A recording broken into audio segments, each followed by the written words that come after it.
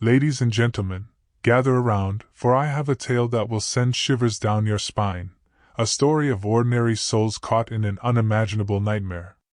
Close your eyes and picture yourself in a seemingly mundane setting, a high school classroom with rows of desks, fluorescent lights flickering overhead, and the scent of musty textbooks in the air. The rhythm of everyday life is about to be shattered by an unfathomable terror. If you all want to send me your stories, then you can send it to me to the email mentioned in the description below. This is a story not just of survival, but of the chilling depths of our own humanity, so let's start without any further ado.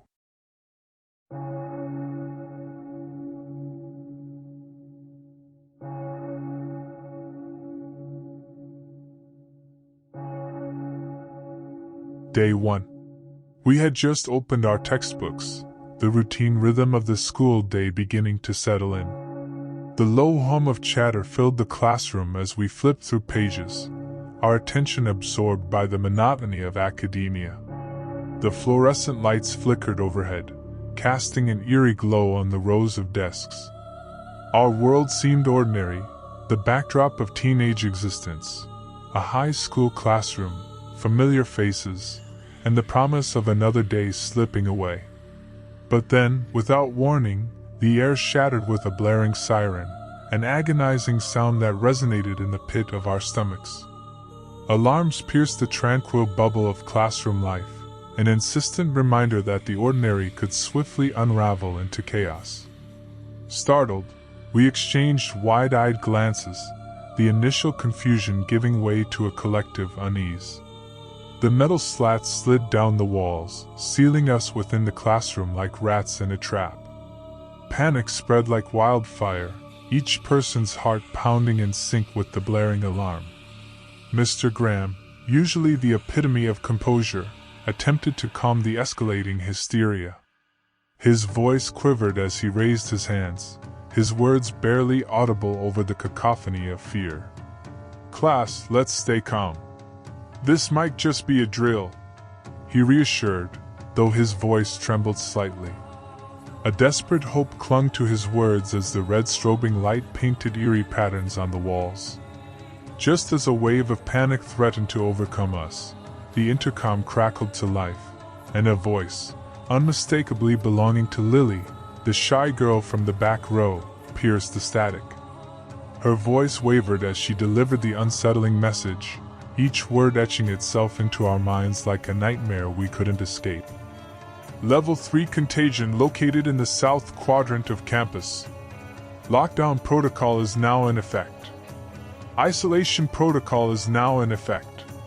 The implications hung in the air like a malevolent cloud, darkening the room further. The once familiar walls of the classroom transformed before our eyes.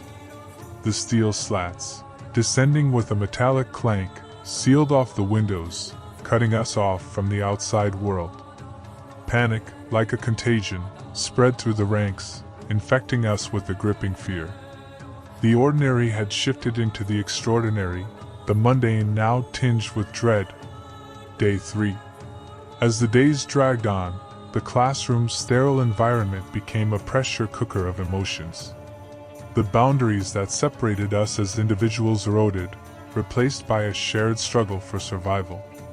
A hierarchy began to emerge, driven by the basic instincts to eat and protect oneself.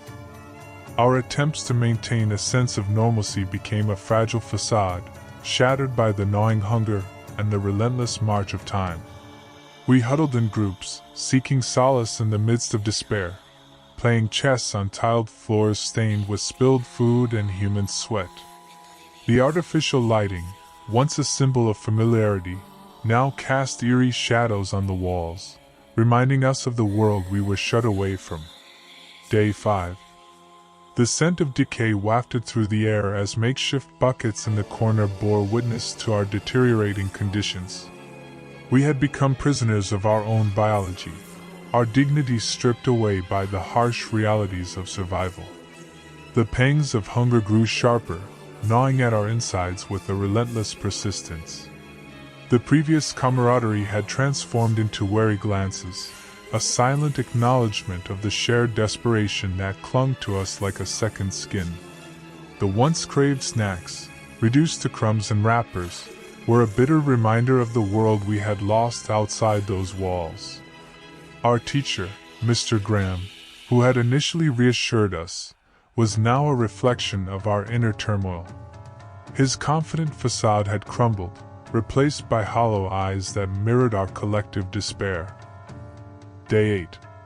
The steel door, our only connection to the outside world, had become a relentless barrier, separating us from the truth and safety we longed for. Bang, bang, bang, a frenzied pounding echoed through the room as the biology teacher's sanity unraveled. His desperate blows against the unyielding metal were a manifestation of the turmoil within each of us. "Let us out of here!" Mr. Graham's voice held a desperate edge as he joined the chorus of pleas. The robotic voice over the intercom offered cold comfort, an artificial reminder of our isolation.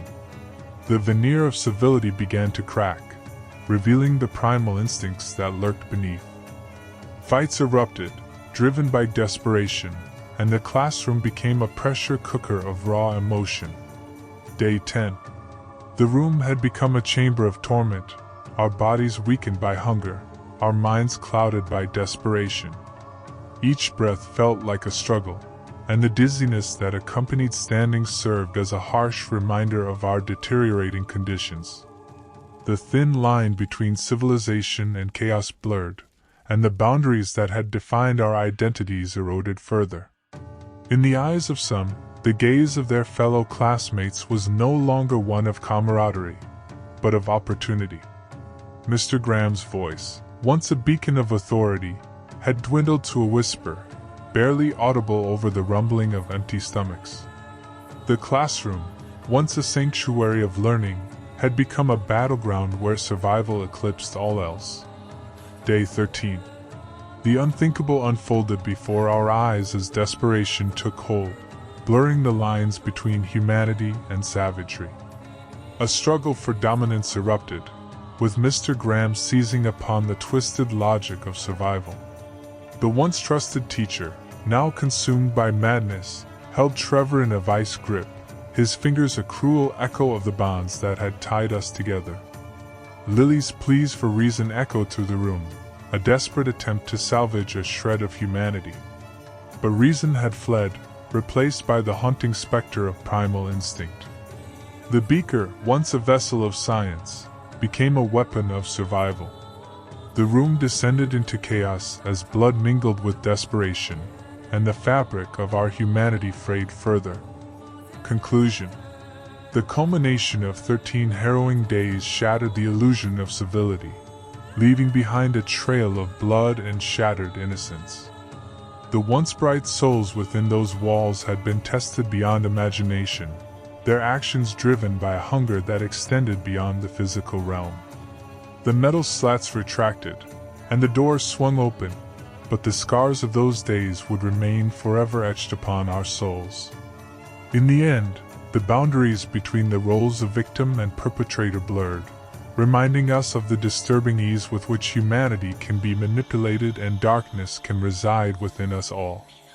As you listen to this tale, remember that the thin veil of civilization can unravel in the face of desperation, leaving us to confront the chilling reality of our own nature. The horror of those 13 days lingers, a reminder that beneath the surface of our ordinary lives, a primal force waits to be unleashed. The events that transpired in that high school classroom will forever serve as a haunting reminder that survival can expose the depths of darkness within us all.